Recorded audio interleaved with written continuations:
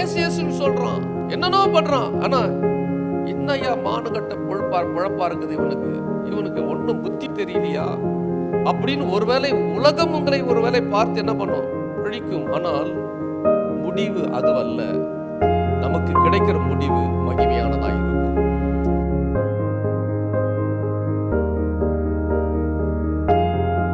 வாழ்க்கை பவுலுடைய வாழ்க்கையிலே பாடுகள், நிறைய பாடுகளை நான் அனுபவிக்கிறேன், ஆயினும் நான் வெட்கப்படுகிறதில்லை.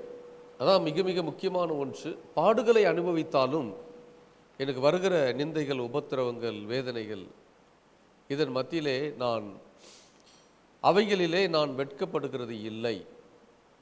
ஏனென்று சொன்னால், என்னை அழைத்தவர் இன்னார் என்று என்னை அழைத்தவர், என்னை நடத்துகிறவர், அவரை நான் விசுவாசிக்கிறவர் இன்னார் என்று நான் அறிவேன்.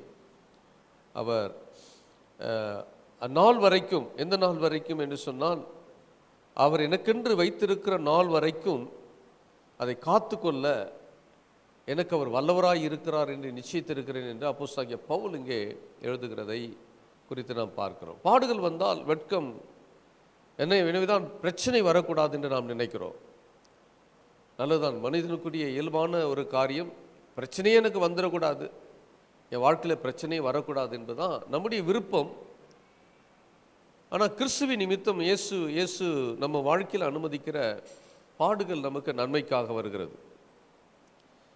இந்த இப்படிப்பட்ட பாடுகள் அது வெட்கமாக நினைக்கிறார்கள். ஆண்டவரை தேடுறேன், ஆண்டவரை தேடி என்ன பையன், ஆண்டவரை தேடி இப்படி பாடு வருது, ஆண்டவரை தேடி இத்தனை நிந்தைகள் வருகிறது, ஆண்டவரை தேடி இத்தனை பிரச்சனைகளை சந்திக்கிறேன், அவமானங்களை நான் சந்திக்கிறேனே, ஏன் இப்படி வருகிறது, ரொம்ப வெட்கமாக இருக்குதுங்க, நான் ஆலயத்துக்கு வந்தும் இப்படி இருக்கிறேன் அப்படின்னு சொல்லக்கூடிய தேவனுடைய பிள்ளைகளுக்கு தான் அப்போஸ்தலனாகிய பவுல் இங்கே எழுதுகிறார். வசனத்தின் மூலமாய் ஆண்டவர் இன்றைக்கு நம்மோடு கூட பேசுவாராக. எனவே தான் ரோமர் 8ஆம் அதிகாரம் 18ஆம் வசனத்தில் இக்காலத்து பாடுகள் இனி வரும், இனி வெளிப்படும் மகிமைக்கு அது ஒப்பிடத்தக்கவைகள் அல்ல என்று அப்போஸ்தலனாகிய பவுல் எழுதுகிறார். இக்காலத்தினுடைய பாடுகள், இந்த உலகத்திலே வாழ்கிற இந்த நாட்களிலே நம்முடைய வாழ்க்கையிலே வருகிறதான இந்த பாடுகள் அது எப்படிப்பட்டதா இருக்கிறது அப்படின்னு சொன்னால், இனி வெளிப்பட போகிற மகிமைக்கு அது முன்மாதிரியாக இருக்கிறது. அது நமக்கு ஒரு மகிமை கொடுக்கக்கூடியதாக இருக்கிறது. மகிமை, இன்னைக்கு பாடுபடுகிறேன், நாளைக்கு மகிமையை பார்க்க போகிறேன். அல்லேலூயா. இன்னைக்கு நான் மகிமையை பார்க்கிறேன், நாளை தினத்தில் இன்றைக்கு பாடுகளை படுகிறேன், அவமானப்படுகிறேன், வேதனைப்படுகிறேன், கஷ்டப்படுகிறேன். நான் வெட்கப்படாதபடிக்கு ஆண்டவர் ஒரு மகிமை எனக்கென்று வைத்திருக்கிறார், அந்த மகிமையை நான் பார்க்க போகிறேன். இதுதான் நமக்குள்ளே கொடுக்கப்பட்ட விசுவாச அறிக்கையின் வார்த்தைகள். தேவனுடைய வார்த்தை அதுதான் நமக்கு சொல்லுகிறது.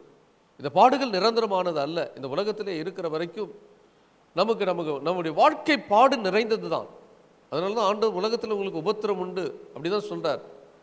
உலகத்திலே உபத்திரம் உண்டு, திடன் கொள்ளுங்கள், நீங்கள் உலகத்தை ஜெயிக்க வேண்டும், உலகத்தை ஜெயித்து நீங்கள் முன்னேற வேண்டும் என்பதற்காக தான் இந்த உபத்திரவத்தை உங்கள் வாழ்க்கையிலே நான் அனுமதிக்கிறேன், கொடுக்கிறதல்ல, அனுமதிக்கிறேன். ஏனென்று சொன்னால், இந்த உபத்திரவத்தின் வழியாக நீ நடந்து என்னிடத்தில் கற்றுக்கொள்ள வேண்டிய காரியம் ஏராளம் இருக்கிறது. உன் வாழ்க்கையிலே அனுபவங்கள் தேவையாக இருக்கிறது. என்னை குறித்த அறிவு பெருக வேண்டும், என்னை குறித்ததான மேன்மையை நீர் பார்க்க வேண்டும், நான் வைத்திருக்கிற மகிமை நீர் பார்க்க வேண்டுமானால் இந்த பாடுகளை கொஞ்சம் நீங்கள் ஏற்றுக்கொண்டே ஆக வேண்டும். இந்த பாடுகள் வழியாக நீ ஊடுருவி போகும் பொழுது நாளை தினத்திலே அல்லது பின் நாட்களிலே அதனுடைய மகிமை நீ பார்ப்பாய் என்பதை தான் இங்கே இந்த வேத வசனத்தின் மூலமாய் நாம் பார்க்க முடியும். அப்போ இக்காலத்தின் பாடுகள் இனி வரும், இனி வரப்போகிற மகிமை, அந்த மகிமை நாம் விவரித்து சொல்ல முடியாது. வேதத்திலே நாம் வாசிக்கிறோம், ஆண்டவர் எனக்கென்று ஒரு மகிமை வைத்திருக்கிறார், எனக்கென்று ஒரு ஆசீர்வாதத்தை வைத்திருக்கிறார், எனக்கென்று ஒரு மேன்மை வைத்திருக்கிறார், என் கண்களினாலே பார்க்கவில்லை, ஆனால் அந்த மகிமை எனக்கு நிச்சயம் கிடைக்கும் என்கிறதான ஒரு விசுவாசம். அதனால் இந்த பாடுகள் மிக மிக முக்கியமான ஒன்றாக கருதப்படுகிறது. நாம் பாடுபடும் பொழுது வெட்கத்தை ஏற்படுத்துவது அல்ல. ஒருவேளை இந்த உலகம் நம்மை பார்க்கும் பொழுது ஆண்டவரை தேடுகிற ஏன் இவர்களுக்கு இத்தனை இத்தனை பெரிய பாடுகள், இத்தனை பெரிய நெருக்கங்கள் என்று ஒரு வேளை ஏளனப்படுத்தும் பொழுது வெட்கப்படுகிற ஒரு காரியமாக இருக்கும். ஆனால் அந்த வெட்கம் நிரந்தரமானது அல்ல. அந்த வெட்கத்தை ஆண்டவர் மகிமையாய் நம்முடைய வாழ்க்கையிலே மாற்றுவார். கர்த்தாவை உம்மை நோக்கி கூப்பிட்டேன், நான் வெட்கப்பட்டு போகாதபடி செய்யும். ஆண்டவரை நோக்கி கூப்பிட்டேன், நான் எனக்கு ஒருபொழுதும் வெட்கம் வந்து விடக்கூடாது. ஆனால் அந்த வெட்கம் யாருக்கு வரணும் அப்படின்னா, துன்மார்க்கருக்கு வெட்கப்பட்டு பாதாளத்தில் மௌனமாக இருக்கக்கூடும். இப்போ தேவனுடைய பிள்ளைகள் ஆகிய நமக்கு இந்த உலகத்திலே மனிதர்கள் பார்க்கும் பொழுது இவர்கள் ஆண்டவரை தேடுகிறார்கள், ஏன் இந்த சோதனை, ஏன் இந்த பிரச்சனை என்று ஒருவேளை எண்ணக்கூடும். ஆனால் இந்த வெட்கம் அல்லது இந்த பாடுகள் அல்லது இந்த பாடுகளினாலே வருகிறதான அந்த தன்மை எங்கே இருக்கணும்? பாதாளத்தில் துன்மார்க்கருக்கு இருக்கும் என்று இந்த சங்கீதக்காரனாகிய தாவீது என்ன பண்ணுறாருன்னா அழகாக எழுதுகிறதை நாம் பார்க்க முடியும். துன்மார்க்கருக்கு தான் அந்த வேதனை இருக்கிறது. நீங்கள் உலகத்தில் மனிதர்களை பார்க்கும் பொழுது துன்மார்க்கர் நமக்கு ஒரு பொறாமை வருகிறது. ஆண்டவரை தேடுறேன், ஆண்டவரை தேடிய இவ்வளோ கஷ்டம், ஆண்டவரை தேடிய இவ்வளோ நெருக்கங்கள், ஆண்டவரை தேடி எத்தனை பெரிய உபத்திரவங்கள், ஆண்டவரை தேடி எனக்கு எவ்வளவு அவமானங்கள், மனிதர்கள் பேசுகிற பேச்சு, மனிதர்கள் என்னை தூஷணம் பண்ணுகிற காரியங்களை, இத்தனை உபத்திரவங்களை, இத்தனை பாடுகளை நான் படுகிறேனே. துன்மார்க்கமாய் வாழ்கிறவன், தவறு செய்கிறவன், பாவத்தில் விழுந்து கிடக்கிறவன், அநியாயமான காரியங்களை செய்கிறவன் அவன் நன்றாகதானே இருக்கிறான் என்று நாம் நினைக்க தோன்றும். ஏன் எனக்கு இந்த பாடுகள், ஏன் எனக்கு இந்த நெருக்கங்கள் அப்படின்னு நமக்கு நினைக்க தோன்றும். நான் உங்களுக்கு ஒரு கதையை சொல்ல விரும்புகிறேன். ஏற்கனவே சொன்னது புதிதாய் வருவர்களுக்கு அது பிரயோஜனமாக இருக்கும் என்று நான் நம்புகிறேன். ஒரு விவசாயி ஒரு கழுதையும் ஆடையும் வளர்த்தான். கழுதை ரொம்ப நாளாக இருக்குது. ஒரு ஆட்டுக்குட்டியை அவன் வாங்கினான். அது நடுவாராக வந்தது. இப்போ கழுதையும் ஆட்டுக்குட்டியும் அந்த வீட்டில் வளருகிறது. கழுதை தினந்தோறும் அவன் வயல்வெளிக்கு போகும் பொழுது அந்த கழுதையை அழைத்து கொண்டு அது மேலே சுமைகளை வைத்து அவன் கொண்டு போவான். திரும்பியும் அங்கே கட்டி போட்டுட்டு காலையில் போயிட்டு சாயந்தரம் திரும்ப வரும் பொழுது அது மேலே அரிக்கட்டெல்லாம் வைத்து இந்த வீட்டில் இருக்கிற ஆட்டுக்கு புல் கட்டையும் எடுத்து சுமக்க வச்சு வீட்டுக்கு கொண்டு வருவான். வீட்டுக்கு கொண்டு வந்து அந்த சுமையெல்லாம் இறக்கிட்டு திரும்பியும் கழுதையை கட்டி போட்டுருவான். கட்டி போட்டுட்டு அந்த அரிக்கட்டை எடுத்து அந்த ஆட்டுக்கு போடுவான். ஆடு நல்லா சாப்பிடும். நல்லா சாப்பிடும் பொழுது இந்த ஆடு இந்த கழுதையை பார்த்து ஏளனமாக சிரிக்குமா. பாரு, என்ன வீட்டில் இந்த எஜமான் வீட்டில் போட்டு எனக்கு சாப்பாடு கொடுக்குறான், அதுவும் நீ சுமந்து கொண்டு வந்து எனக்கு என்ன பண்ணுற, எனக்கு சாப்பாடு கொடுக்கப்படுகிறது அப்படின்னா இதுக்கு பயங்கர கோபம். அந்த கழுதைக்கு எஜமான் மேலே பயங்கர கோபம். எஜமான் என்ன ஒரு நாளும் மதிக்கிறது கிடையாது. ஒரு நாளும் எனக்கு எந்த ஒரு என்ன வேலை செய்கிறத குறித்து ஒரு நாளும் என்னை அப்ரிஷியேட் பண்ணுறது கிடையாது. ஒரு நாளும் என்னை மெச்சிக்கொள்வது இல்லை. ஒரு நாளும் எனக்கு என்னை தனியாக கவனித்தது கிடையாது. என்னை வேலை வாங்கிறதுக்கு தான் வச்சிருக்கிறான். ஆனால் இந்த ஆடு வீட்டில் உட்காந்து நல்லா என்ன பண்ணுது, சாப்பிட்டு குட்டியாக இருந்து கொஞ்சம் வளர்ந்து இப்போ 5 கிலோ இருந்தது 15 கிலோவாக மாறிடுச்சு.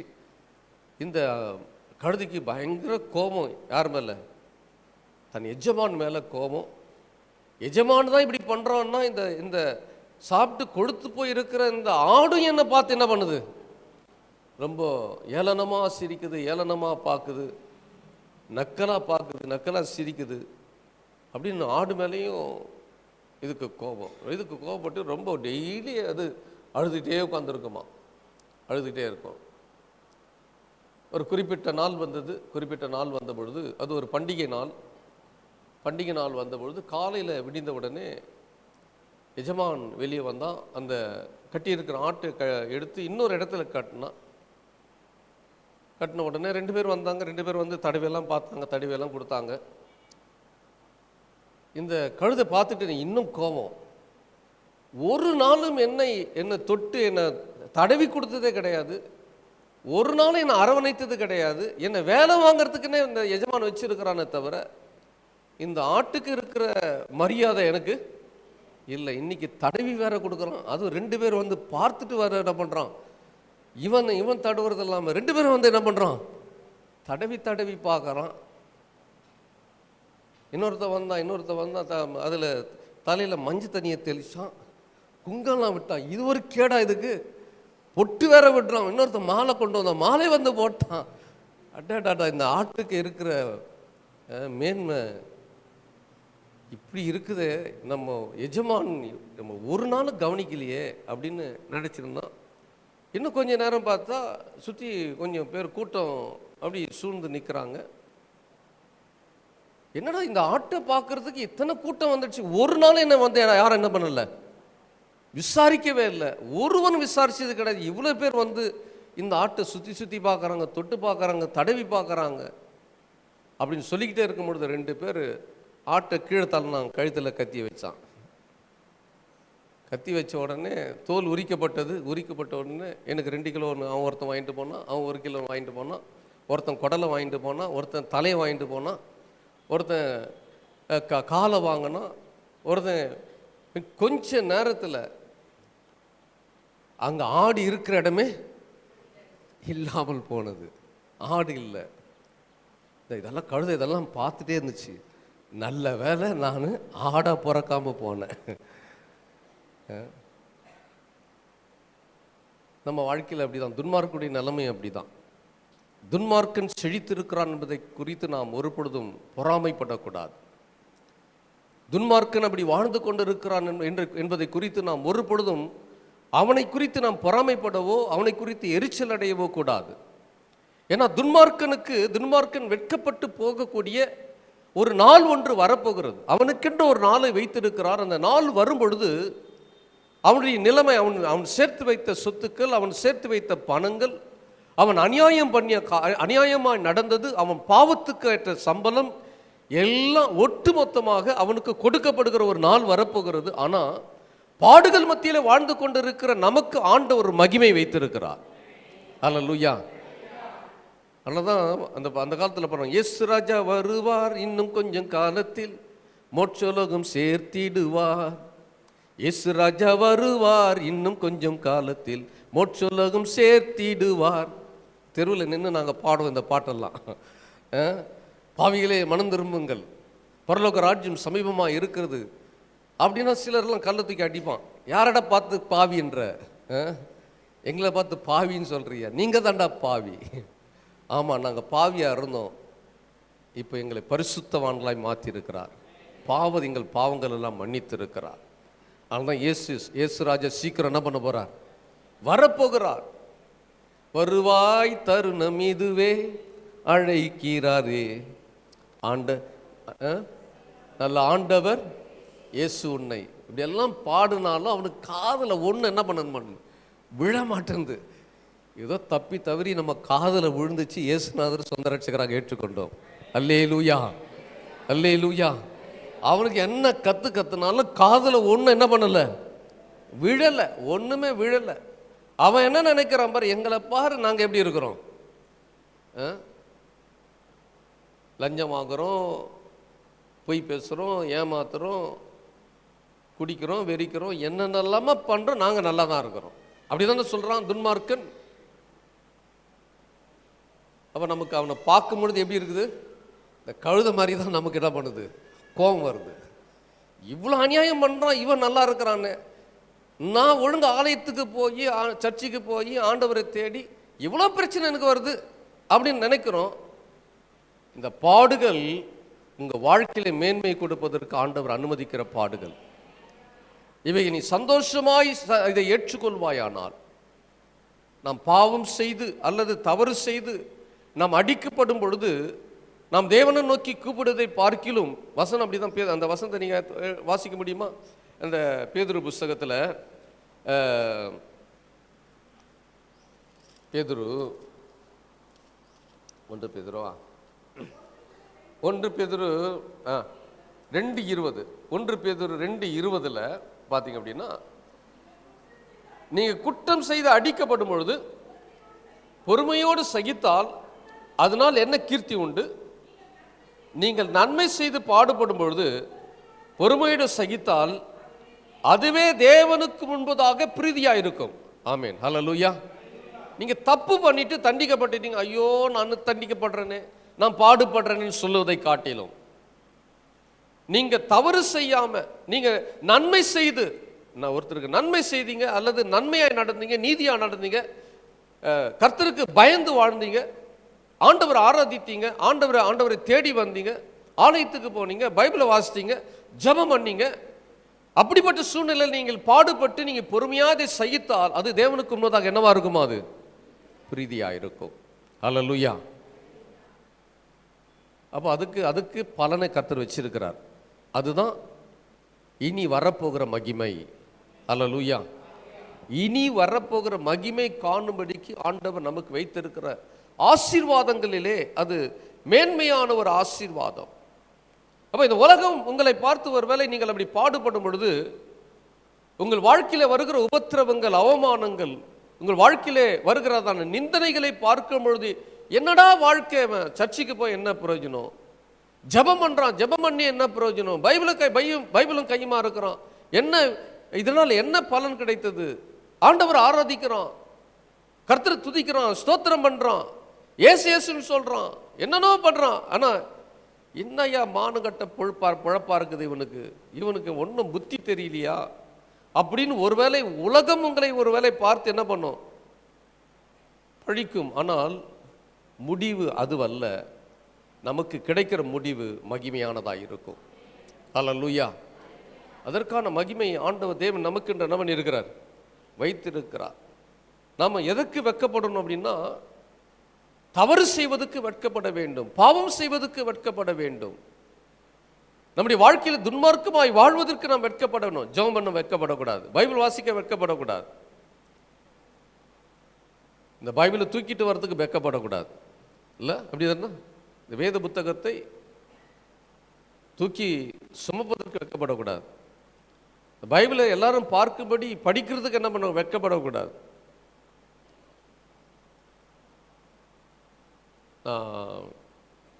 அரியலூருக்கு போயிட்டு ட்ரெயினில் நான் வந்துட்டு இருந்தேன், எனக்கு சீட்டு கிடைக்கல, ரொம்ப நேரம் நின்றுட்டே வந்தேன். அப்போது அங்கே சீட்டில் ஒரு 2 சகோதரி உட்காந்துருந்தாங்க. அவங்க சர்ச்சுக்கு போகிறோம், அவங்க நல்ல பைபிளை திறந்து எல்லாரும் பல கதை பேசிட்டு வராங்க, எல்லாம் சிரிக்கிறாங்க, சில சினிமா பாட்டு கேட்டுக்கிறாங்க, எல்லாம் அந்தம்மா பைபிளை திறந்து வச்சு யாரையும் கவனிங்க, அந்தம்மா பார்த்துட்டு பைபிள் என்ன பண்ணுது யோசித்த, பரவாயில்லையே இந்தம்மா, நம்ம பையிலேருந்து பைபிளை எடுக்கிறதே பயப்படுறோம், நம்ம யாராவது எதாவது சொல்லிடுவாங்களா, ஆர்எஸ்எஸ்காரன் வந்து ஏதாவது நம்மளை வந்து திட்டிடுவானா, அடிச்சிடுவானா, இல்லை. அப்போ வேதத்தை வாசிப்பதற்கு நம்ம பயப்படக்கூடாது, ஜெபிக்க பயப்படக்கூடாது, நன்மை செய்ய வெட்கப்படக்கூடாது. அந்த காலத்தில் அப்போஸ்தலர்களும் விசுவாசிகளும் பாடுகளுக்கு அவங்க வெட்கப்படவே இல்லை. அதை எப்படி எண்ணினாங்கன்னா பாக்கியமாக எண்ணினார்கள். கிறிஸ்துவுக்காக வந்த பாடுகள் எல்லாம் எப்படி எண்ணினாங்க? பாக்கியமாக எண்ணினார்கள். வசனம் சொல்றது, அவங்க வாழ்நாள் அறுப்புண்டார்கள், தங்கள் பிள்ளைகளை சாக கொடுத்தார்கள், சிங்கங்களுக்கு இரையாக்கப்பட்டார்கள், நிந்தனைகளிலும் அவமானங்களிலும் அவர்கள் உட்படுத்தப்பட்டார்கள். அப்பொழுதும் கூட அவங்க விசுவாசத்தை விட்டு என்ன பண்ணல, வெளியே வராமல் அதில் உறுதியாய் நின்றார்கள். அதை குறித்து அவர்கள் ஒருபொழுதும் வெட்கப்படவில்லை. அல்லேலூயா. இவ்வளோ பாடுபடுறோமே, இவ்வளோ பாடுகளை சகிக்கிறோமே, அதை குறித்து ஒரு காலம் அவர்கள் வெட்கப்படவே இல்லை, ஒரு காலம் வெட்கப்படவே இல்லை. கிறிஸ்துவின் நிமித்தம் இந்த பாடுகளை அவர்கள் அற்பமாய் எண்ணினார்கள். ரோம பேரரசு ஆட்சி செய்த காலங்களில் 1ஆம் நூற்றாண்டில் அந்த ரோம பேரரசன் ஒரு கட்டளையிட்டான். ஒரு 40 கிறிஸ்தவர்களை பிடித்து, அந்த நாட்களில் ரோம பேரரசன் தான் தெய்வமாக அன்னைக்கு வணங்கப்பட்ட காலம். பேரரசனை தவிர வேற யாரையும் வணங்கக்கூடாதுன்ற அப்போ இந்த கிறிஸ்தவர்கள் அவங்க, நாங்கள் மனிதனை வணங்க முடியாது, இயேசுதான் உண்மையான தெய்வம் என்பதை அவர்கள் தைரியமாக சொன்னாங்க. அதனால் அவங்களுக்கு தண்டனை கொடுக்க, நீங்கள் இயேசு தெய்வம் இல்லை, நம்முடைய ராயன் தான் தெய்வம் என்று சொல்லிட்டீங்கன்னா உங்களை விடுதலை ஆக்கிடும் அப்படின்னு ஒரு மந்திரி கிட்ட அவங்க பொறுப்பு கொடுத்து அவங்க எங்கே கொண்டு போகிறாங்க அப்படின்னா, பனிக்கட்டி இருக்கக்கூடிய இடத்துல கொண்டு போய் 40 பேரையும் அங்கே நிற்பாட்டுறாங்க. நிற்பாட்டின பொழுது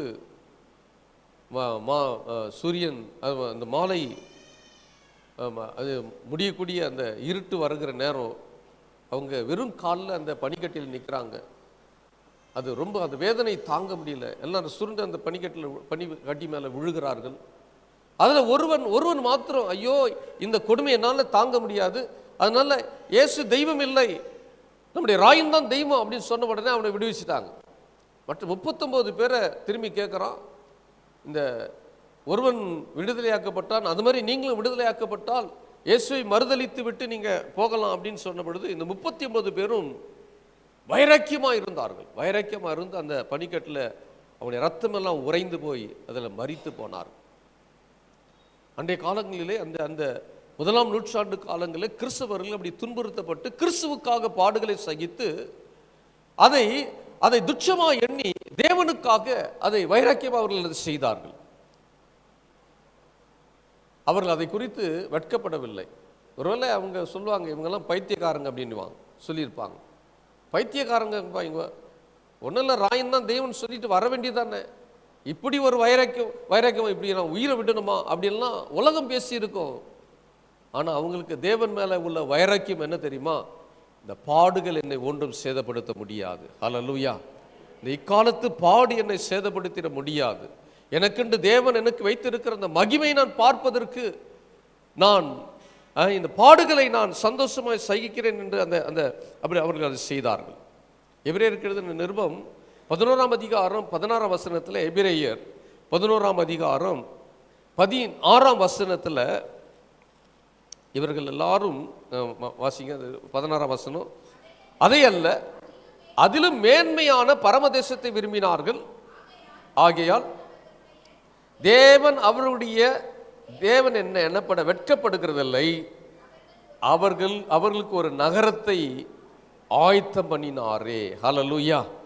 அதை அல்ல, இதை உபத்திரவங்களை அவங்க அதை விட மேன்மையான பரமதேசத்தை விரும்பினார்கள். பரமதேசம். ஆகையால் தேவன் அவர்களுடைய தேவன் எண்ணப்படுகிறதை வெட்கப்படவில்லை. இது இயேசுதான் என் ஆண்டவர், இயேசுதான் என் இரட்சகர், இயேசுதான் கிறிஸ்து என்று அவர்கள் சொல்லுவதற்கு அவர்கள் வெட்கப்படவில்லை. அப்படிப்பட்டவங்களுக்கு ஆண்டவர் ஒரு நகரத்தை ஆயத்தம் பண்ணி வைத்திருக்கிறார். அல்லேலூயா. கிறிஸ்துவின் நிமித்தம் படுகிற பாடுகளை அவர்கள் வெட்கமாக எண்ணாமல் அது ஒரு பாக்கியம் என்று எண்ணுகிறவர்களுக்கு என்று ஆண்டவர் ஒரு நகரத்தை ஆயத்தம் பண்ணி வைத்திருக்கிறார்.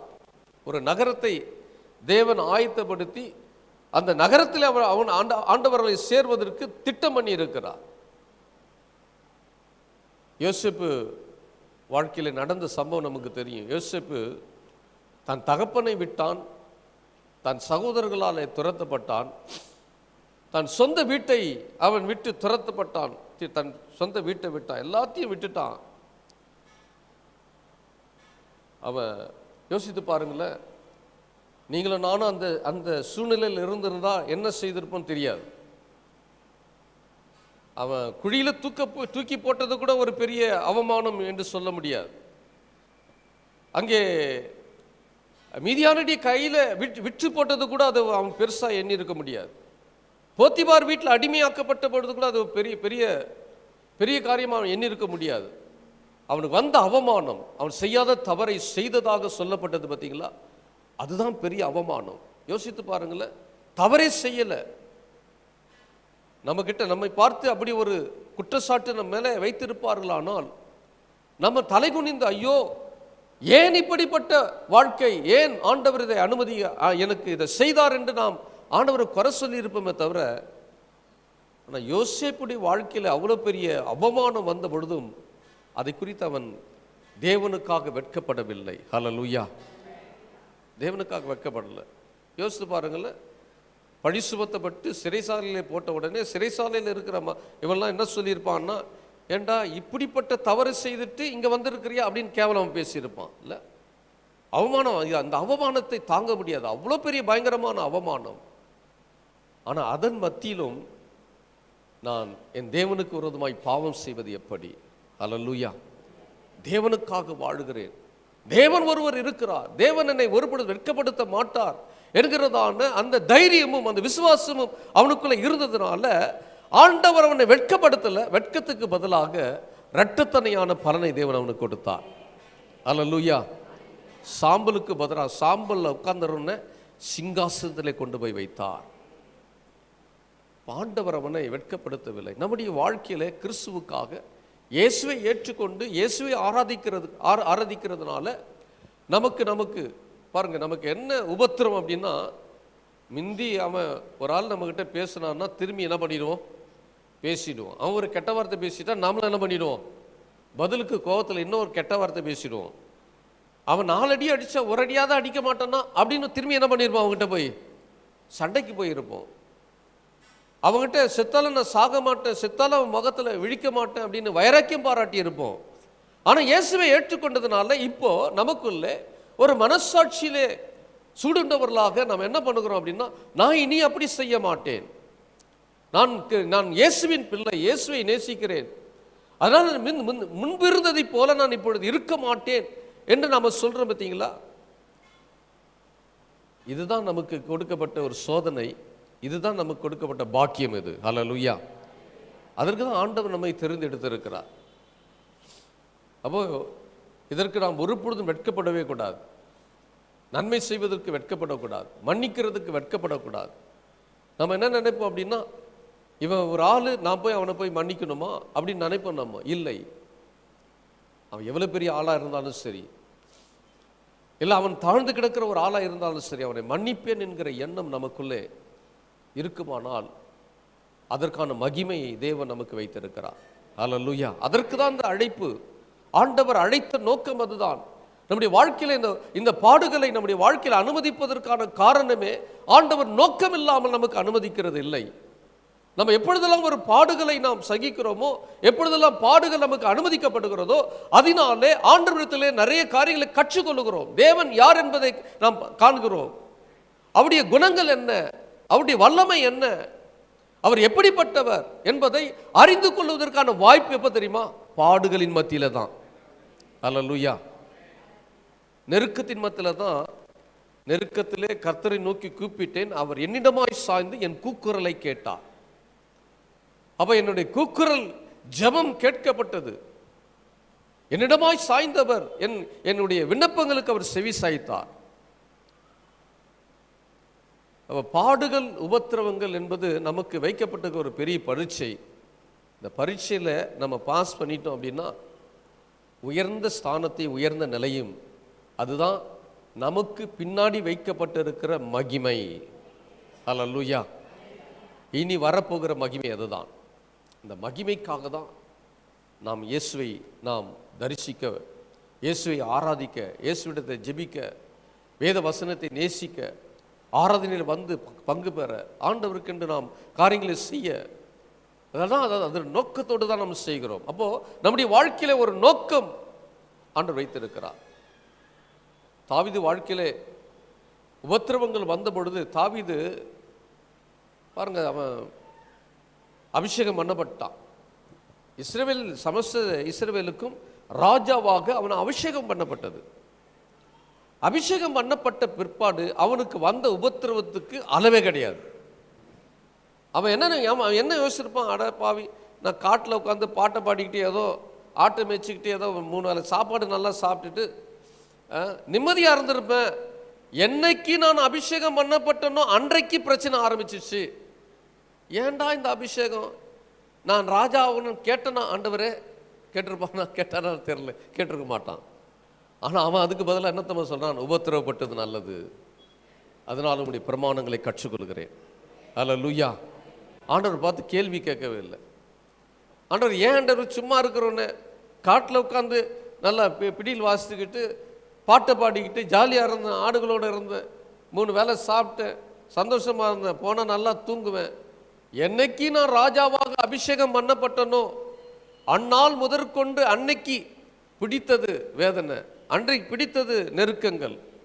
இந்த சவுல் என்னை துரத்தி அடிக்கிறான், தூங்கி எத்தனை நாள் ஆகிவிட்டது. குகைகளிலும் மலைகளிலும் ஓடி ஒலியக்கூடிய அனுபவம், இதெல்லாம் பார்க்கும் பொழுது தாவீது சோர்ந்து போகவே இல்லை. அவன் சொல்கிறான், அதுக்கு பதிலாக சொல்கிறான், உபத்திரவப்பட்டது நல்லது. கர்த்தர் உங்களை ராஜாக்களும் ஆசாரிகளும் மாற்றியிருக்கிறார். அல்லேலூயா, அல்லேலூயா. நீங்கள் என்னைக்கு நீங்கள் இயேசுவை சொந்த ரட்சகராக ஏற்றுக்கொண்டு இயேசுவுக்காக வாழ வேண்டும் என்று தீர்மானம் பண்ணீங்களோ, அந்நாள் முதற்கொண்டு உங்களை துரத்தி பிடிக்கிற இந்த பாடுகளும் உபத்திரவங்களும் அது நிரந்தரமானது அல்ல. அதெல்லாம் டெம்பரவரி தான். உங்களை துரத்தி பிடிக்கிற அந்த உபத்திரவம் உங்களுக்கு நிறைய அனுபவங்களை கொடுக்கும். அது ஆசீர்வாதத்துக்கு கொண்டு போகிற ஒரு வழியாய் மாறிவிடும். நீங்கள் பொறுமையாய் அதை சகிப்பீர்களானால், கிறிஸ்துவின் நிமித்தமாக நீங்கள் பாடுகளை நீங்கள் சகிப்பீர்களானால், இந்த பாடுகள் மத்தியில் இயேசு இயேசு இயேசு என்று நீங்கள் சொல்லி அவரை ஆராதிப்பீர்களானால், அவரை தொழுது கொள்வீர்களானால், தேவன் வைத்திருக்கிற மகிமையை ஒருவராலும் தடுத்து நிறுத்திடவே முடியாது. ஆண்டவர் அத்தனை பெரிய மேன்மையை தேவன் வைத்திருக்கிறார். யோசுவா வாழ்க்கையில் நம்ம ஆண்டவரை தேடினாலும் நம்மக்கிட்ட கொஞ்சம் அந்த பின்வாங்குற தன்மை நமக்குள்ளே வரும் பொழுது அதுதான் தோல்வியாக மாறுகிறது. நம்ம பாட்டெல்லாம் பாடுறோம், இயேசுவின் பின்னே போக துணிந்தேன், பின்னோக்கே நான். ஆனால் சில சமயங்களிலே நாம் பின்னோக்கி பார்க்கிற அனுபவத்துக்குள்ளே நாம் போகும் பொழுதுதான் நம்மை ஆண்டவர் திரும்ப தன் பக்கமாய் திருப்புவதற்கு ஆண்டவர் சில காரியங்களை நமக்கு அனுமதிக்கிறார். யோசுவா வாழ்க்கையில் அவங்க எரிகோ கோட்டையை பிடிப்பதற்கு ஆண்டவர் சொன்னார் 6 நாட்கள் நீ எரிகோ கோட்டையை ஒரு நாளைக்கு ஒரு முறை 6 நாட்கள் 6 முறை சுற்றி வர வேண்டும். ஒன்றும் பேசக்கூடாது. 7வது நாள் அந்த எரிகோ கோட்டை 7 முறை என்ன பண்ணணும்? சுற்ற வேண்டும். 7வது முறை சுற்றி வரும் பொழுது நீங்கள் ஆர்ப்பரித்து எக்காலம் ஊத வேண்டும் அப்படின்னு சொன்ன உடனே அவங்க அதுக்கெல்லாம் கீழ்ப்படிஞ்சாங்க.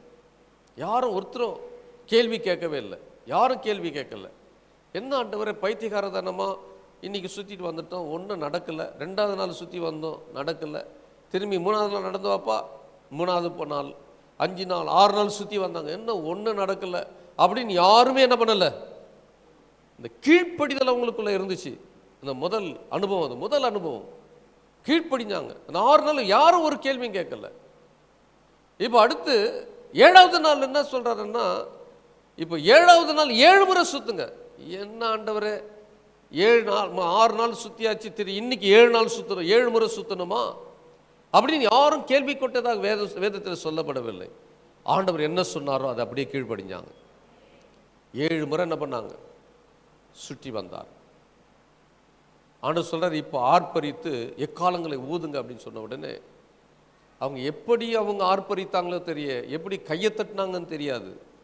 அல்லேலூயா சொன்னாங்களோ, கர்த்தருக்கு ஸ்தோத்திரம்னு சொன்னாங்களோ, ஸ்தோத்திரம் சொன்னாங்களோ, எப்படி சொன்னாங்கன்னு தெரியல. ஆரவாரம். அவங்க ஆர்ப்பரித்து எக்காலம் ஊதின பொழுது அவங்க கண்களுக்கு முன்பதாக எரிகோ கோட்டை என்ன பண்ணுச்சு? இடிந்து விழுந்தது. இப்போ ஆண்டவர் சொல்றாரு, போய் ஆயை என்ன பண்ணுங்க? பிடித்து கொள்ளுங்கள். ஆயை போய் ஆயி பட்டணத்தை போய் நீங்கள் பிடிக்க வேண்டும் சொன்னபோது அவங்க சொல்கிறாங்க பாருங்க, ஆண்டவருக்கு ஆலோசனை கொடுக்குறாங்க பாருங்க. என்ன ஆலோசனை கொடுக்குறாங்கன்னா, மிந்தி போன மாதிரி நிறைய பேர் போக வேண்டாம், கொஞ்சம் பேர் போனால் என்ன பண்ணிக்கலாம். நம்ம வாழ்க்கையில் அற்புதம் நடந்த உடனே நாமளும் இப்படி தான் ஆண்டவர் பார்த்து என்ன பண்ணுறோம்? ஆண்டவருக்கு ஆலோசனை கொடுக்க ஆரம்பிச்சிடறோம். ஏன் ஆண்டவரே இவ்வளோ பேரெல்லாம் போக வேண்டியதில்லை பாருங்கள். இப்போ நீங்கள் அந்த சம்பவத்தை நீங்கள் வாசித்து பார்த்தீங்கன்னா, எரிகோ கோட்டையை ரொம்ப எளிதாக பிடிச்சிட்டோம். அதனால் இந்த ஆயி பட்டணம் சின்ன பட்டணம் தான். அதனால் இவ்வளோ பேரெல்லாம் போய் என்ன பண்ண வேண்டாம், கஷ்டப்படுத்த வேண்டாம். கொஞ்சம் பேர் போனால் போதும், நம்ம என்ன பண்ணிடலாம், ஆயி பட்டணத்தை பிடிச்சிடலாம் அப்படின்னு ஆண்டவருக்கு ஆலோசனை சொல்லிட்டு போகிறாங்க. ஆண்டவர் சொன்ன கட்டளை, நீங்கள் போங்க, ஆனால் அந்த பட்டணத்தில் ஒன்றும் என்ன பண்ணக்கூடாது, எடுத்துகிட்டு வரக்கூடாதுன்னு சொன்னாங்க. எல்லாரும் அந்த வார்த்தையை கேட்டாங்க. ஆனால் ஒருத்தன் என்ன பண்ணலை, அந்த வார்த்தை என்ன பண்ணலை, கீழ்ப்படியில்லை. ஒருத்தன் கீழ்ப்படியில்லை. அவன் பாபிலோன் சால்வை எடுத்துக்கொண்டான். அவனுக்கு தேவையான பொருட்கள்லாம் அவன் கொண்டு வந்து அவன் மறைத்து வைத்து கொண்டான். இல்லை மன்னிக்கணும், அந்த எரிகோ கோட்டையில் செய்த காரியம் அது. இப்போ ஆயிப்பட்டனுக்கு போன உடனே எங்க புறமிது காட்டி அவங்க தோல்வி அடைகிறாங்க. நான் நினைக்கிறேன் 39 பேர் அந்த போரில் செத்து போகிறாங்க. யோசுவா வந்து சாம்பலில் உட்காந்து, ஆண்டவரே ஏன் இது நடந்தது தெரியல, நீங்கள் தான் அனுப்புனீங்க, நாங்கள் போனோம், தோல்வியை தழுவிட்டோம், 39 பேரை இழந்துட்டோம் அப்படின்னு உட்காந்துப்போ ஆண்டவர் சொன்னார், நான் செய்ய சொல்லாததை என்ன பண்ணிக்கிட்டீங்க, நீங்கள் செஞ்சிட்டீங்க. அப்போ யாருன்னு குறிக்கப்பட்ட பொழுது ஆகான், அவனுடைய பேர் குறிக்கப்பட்டது. அவனை கண்டுபிடித்து அவனுக்கு உண்டானதெல்லாம் அழிக்கப்பட்ட பிற்பாடு திரும்பி போங்க நாங்கள் வெற்றி கிடைத்தது.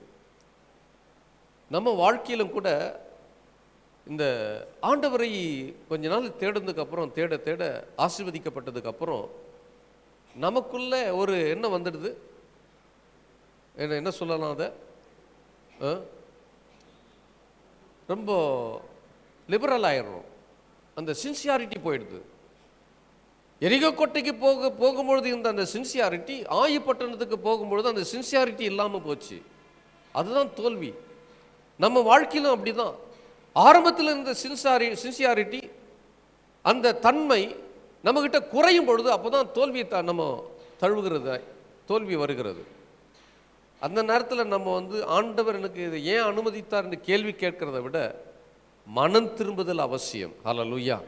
ஆண்டவர் நம்ம வாழ்க்கையில் தவறு செய்வாரா? செய்ய மாட்டார். தவறு யாருக்கிட்ட தான் இருக்குது.